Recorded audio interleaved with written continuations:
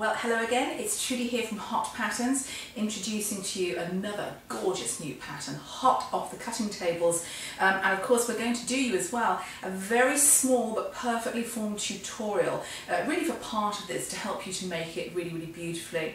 So this is our gorgeous garment in question. It's we've called it the Classics Nouveau What's New Pussycat blouse because it's a refreshed and redone version of one of our classic pieces, which was the Pussycat blouse.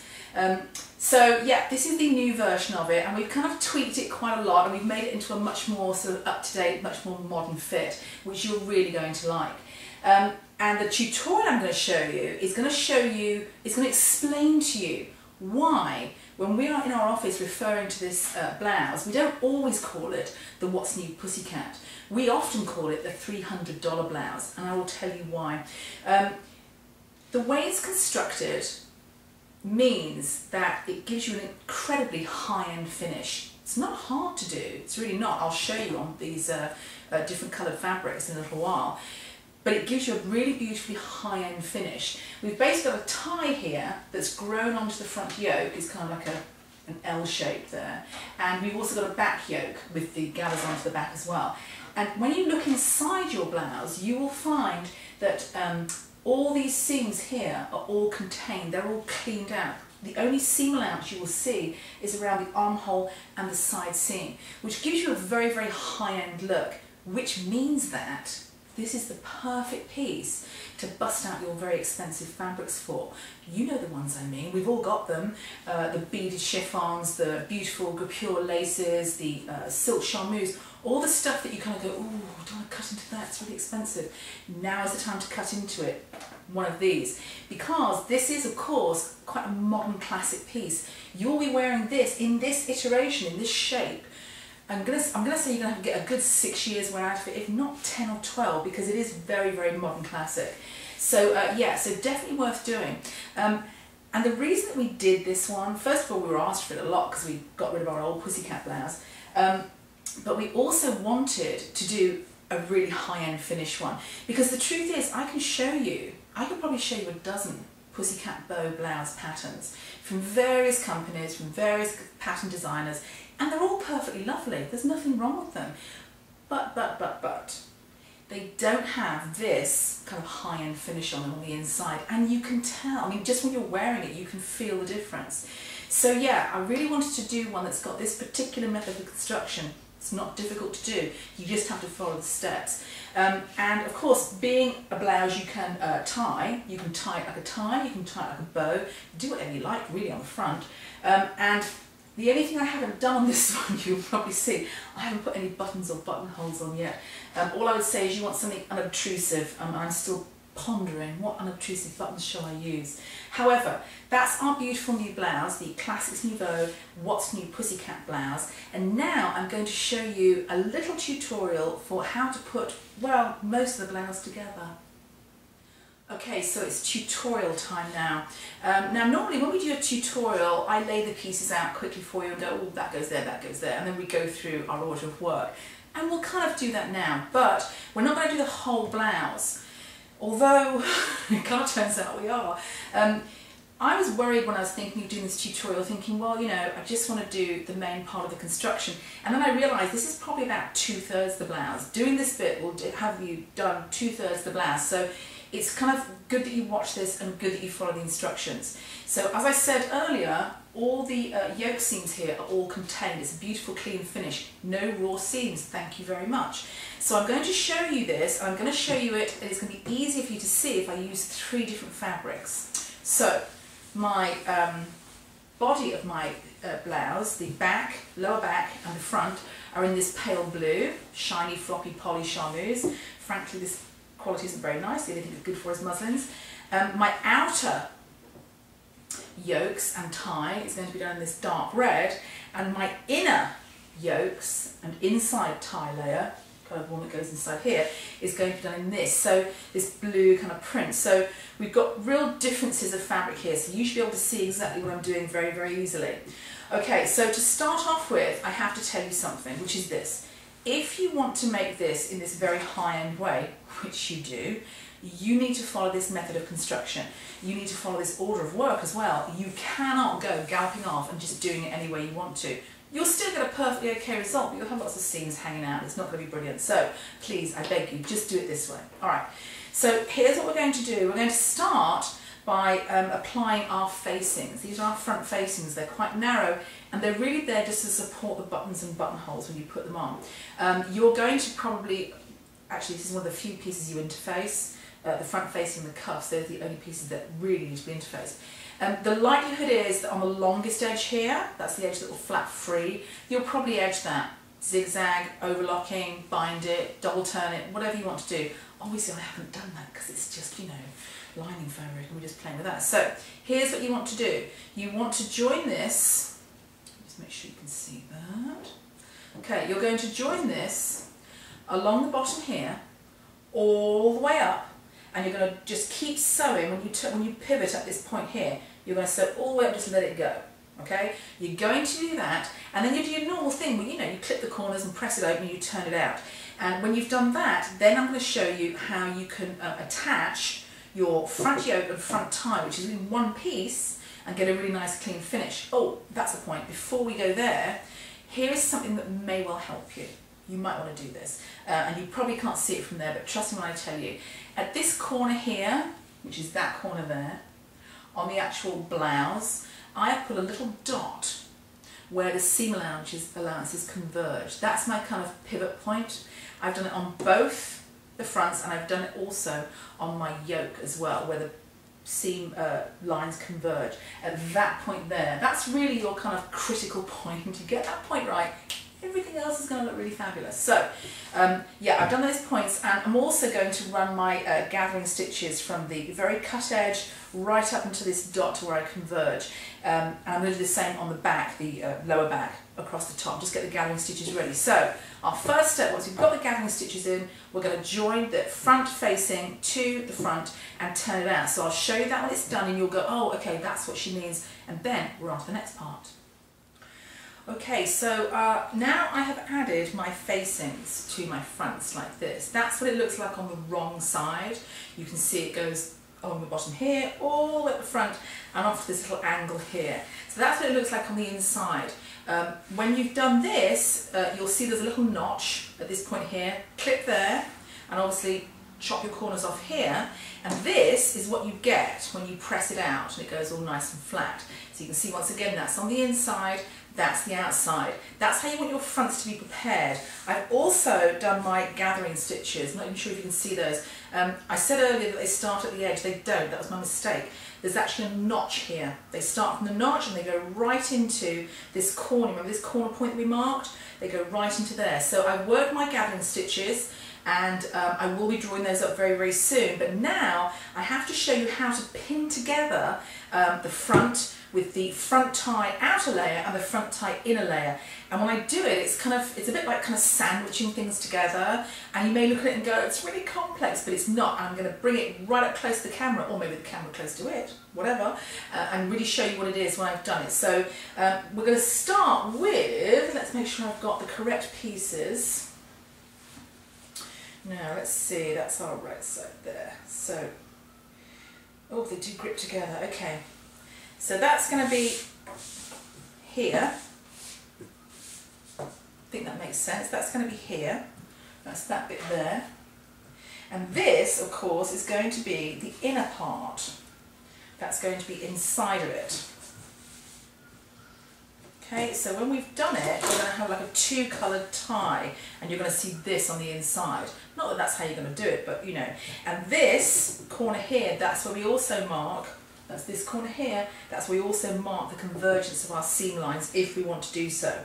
So what I need to do now is, and I would suggest you do this, pin the outer layer first, then go back and add the inner layer. If you're going to do the two together, it can get a bit tricky. Well, it can get a bit tricky for me anyway. You may actually be more dexterous, who knows. So I'm going to start like this, and I'm going to put my pieces together and then just pin from the outside to the notch, and then the corner point that I've marked goes into or onto the corner point here. Kind of easy peasy. I promise I will bring this really close into the camera so you can see it when I've done the outer layer. Okay, so now I've got this and I've got to draw up my gathering stitches, so I'm going to do that. And of course I always stitch, when I do gathering stitches, I always work the stitches on the right side, so I know I've got to pull the thread on the back side. It's just a good way to remember it, otherwise I've stitched it on the wrong side, I've got to pull it on the right side, who knows, back on the wrong side and then pull the back of the threads. Okay, so that's kind of gathered up, equidistant, and you can see there's a lot of fabric goes into one very small area, and if you were going to do a full bust allowance, if you wanted to get some extra, you want to kind of slash and spread through here, you might want to take the gathers out a little further because you're going to have more fabric in. So that's that one, and then I'm going to turn this. Now, I've got a notch here, again you'll see it very, very close when I come up to it, and it's going to match the notch on the front. Okay.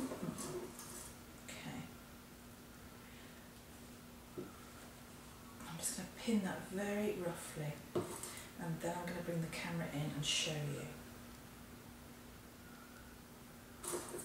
Okay. I don't like bent pins, let's be honest. Alright, so that is the outer layer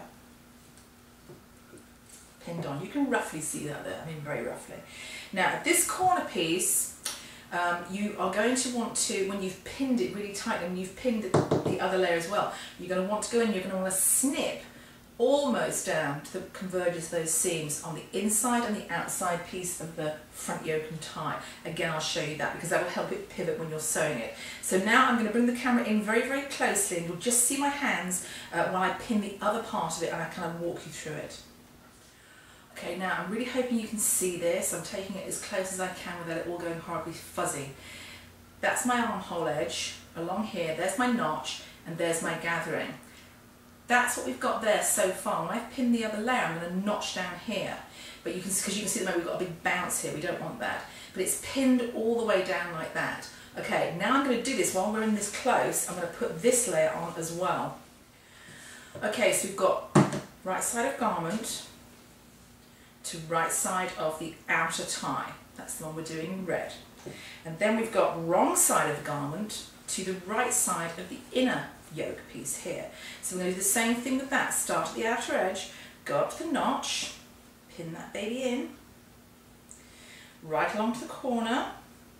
Again, we've got our pivot point marked. Just take out the pin we've got and put it back in again through the 3 layers. And the same down the centre front. Matching our notches, that's what notches are for. We love them. You don't want too many of them. Okay, so that's going to be, sorry, I'm going to use the camera there. That's going to be your outer layer, and we pull it like that. Does that make sense? Okay, I'm going to actually show you as well that you have to pin it a little further along. When it gets to this notch here, you then need to pin it all together. It's going to kind of ignore the rest of the top, and it's just going to go down here, all the way along this edge, and all the way to the bottom, and back again. So I'm going to pin what needs to be pinned, and then I'm going to sew it. I'm going to sew it with some white thread. So before I turn it out, I'm going to come in and show you, especially this corner area here. Like I said before, this corner area, that one there, that is key to the whole garment. Okay, can you see that point there? I've marked it there. That's our corner point, and I'm just holding it up to the camera so it's not really easy to snip it, but what I want to do is basically snip in here. Do you see here? Snip, snip, snip. I'm not going to do it right now, I'm going to do it when I've sewn it because it'll make it easier to pivot. But you snip in there, almost down to the point, and that makes it easier to turn. Okay, so now we have done our pinning and our kind of sandwiching together of the 2 front yoke and tie areas and the front. And this is what you end up with, kind of that, you know, that kind of clean finish yoke thing, which often people call a burrito. The front is all kind of in here, it's all tucked away. And that's really what it looks like. I mean, it's not very exciting. You look at it and think, oof, how is this going to be a blouse? there's the corner point, and I've notched into it quite extravagantly, so it really gets a nice point. And what has to happen now is, of course, you're going to clip off all your corners, and you're going to turn it out. When you turn it out, you're going to press it. Well, I guess you're going to press it before you turn it out, but anyway, you'll press it flat once you've turned it out, and this is what you end up with. This is the other side that I've already done. That is what you're going to get. Let me just sweep it around here so you can see it. Okay. Front yoke like this, front comes down to here, here's your tie, and that's your neckband that goes around to the back. Now, the important thing with this is that everything is all clean inside. If I pull this back, you'll see that's the inside of the tie. There's your front facing, it's just caught. You just catch the edge of that as you sew along. And the inside of the front yoke and tie is all cleaned in. And you've got this. Well, now we've got these, or we'll have a pair of those, and we have to join them through this centre back seam like this, just like that.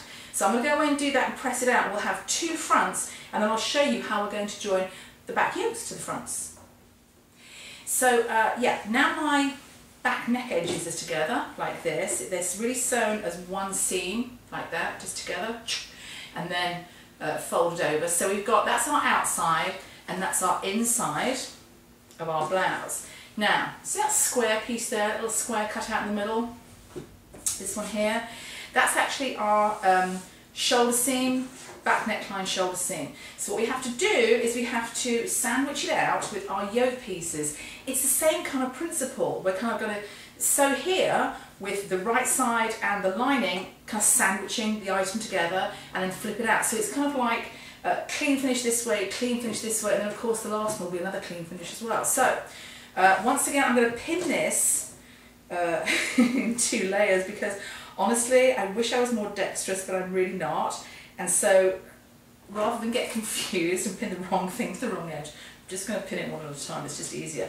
And once again, you may find it useful to mark the convergence of your seam lines here, so 3/8 of an inch there and a little dot there where it all meets up, because it will make your life just a little easier. Now, these corners here, we like to get them neat, but it doesn't matter that they're pin sharp, because the angle they're at, they won't actually be sharp, sharp, sharp corners. They'll be more kind of a rounded angle, if that doesn't sound too bizarre. So that goes around there, and that goes to there. You can, of course, if you want to, baste these 2 layers, the 2 layers of the front yoke together, if it makes your life easier when before you get to this stage. So it's really up to you. I would say the slidey fabric, and these linings are really slidey, I should have done it. I would say, yeah, it's a good idea, but it's not the end of the world if you don't. So pin them together, and then the same on the other side, of course, because we like to have matching shoulders. That's kind of key. And you'll notice as you go along with this one, you think it's kind of like really difficult to turn it out, but it isn't. It really isn't. You know, especially because you'll be following the fabric suggestions. You're not going to do this in a heavy fabric. That it's just not going to work. You know, it's something lightweight, chiffony, georgette-y, voily, you know, something very light and very soft that's going to turn out really, really easily. So it's not going to be the trauma you may imagine it to be. Okay, so there's our back yoke. I think you can see that? Back yoke, yes. Okay, and now I'm going to flip it over, and I'm going to join the lining as well. So that needs to go, needs to go like that. Okay. Now I always get very confused with these, so you might, if you're like me, you might want to put post-it notes or something on the correct sides. It'll make your life a little easier. Not a lot, but a bit. Probably enough to make you not have a meltdown in the sewing room. We like to avoid those if we can. Okay. Okay, so we are now on the home straight of actually doing our front and our back and our yokes and that whole kind of assembly together. We've obviously done our fronts, we've got the insides all done, they're all cleaned off, and then we added our back yoke by just sandwiching them together between the lining and the outer, and sewing along the shoulder seam, around the back neck and down the other shoulder seam. Clip the corners, at the corners there, trim the back of the neck down and press it, and this is what you will get. Now, when we added this part to this part, I said you could baste the edges of this part if you wanted to. You can't do that on this. You must not do that on this. It's going to go horribly wrong if you do. So now we're going to do a clean finish yoke, which is really a kind of a standard thing to do. And we've done a tutorial on this, I think. Yeah, a couple of years ago we did one on a clean finish yoke, which you can go and reference if you need more to see it more closely. But what I'm going to do now is I'm going to pin my back to this, and then I'll show you how I flip the yoke and get the other side of it pinned. And then it's one seam here, and then you've got to put your hand in and pull the whole assembly out through the yoke. Again, this is why you're going to use a nice soft fabric that folds and behaves itself and does not kind of clunk up and hold everything. So I'm going to do that. I'm going to show you it when it's pinned, and then I'll show you it when it's done. Okay, let's do this, and more importantly, let's do this before this afternoon's Floridian storm that's heading in actually crashes over our heads, because it's going to be a loud one today. Okay, so I have pinned right sides together my outside yoke and my lower back. The lower back you can see is gathered, and I've pinned it onto the the outer yoke. So now what I have to do is this. I'm going to roll this up as small as I can. I mean, I'm not getting, bent out of shape about it. It doesn't have to be precise, but I need as much room as possible because, okay, so we've got it rolled. I'm going to take my inner yoke, which is only attached around the neckline, and pull it out and pin it like this. See, I've got all that fabric tucked inside here. So I'm going to match up my centre back notch to my centre back notch. I'm going to pin all the way along this, the lower edge of the back yoke. And you know what, if the fabric gets a bit bulky, if it bunches up a bit much and it's getting in my way, I can always pull it one way and pull it the other inside this roll. But the truth is, it's not that bulky. This is after all lining. I mean, it's really not. So again, lightweight fabrics, that's your key. Yeah, I know I shouldn't put pins in my mouth. Don't do that at home. I say laughing because we all do it, don't we? We really do.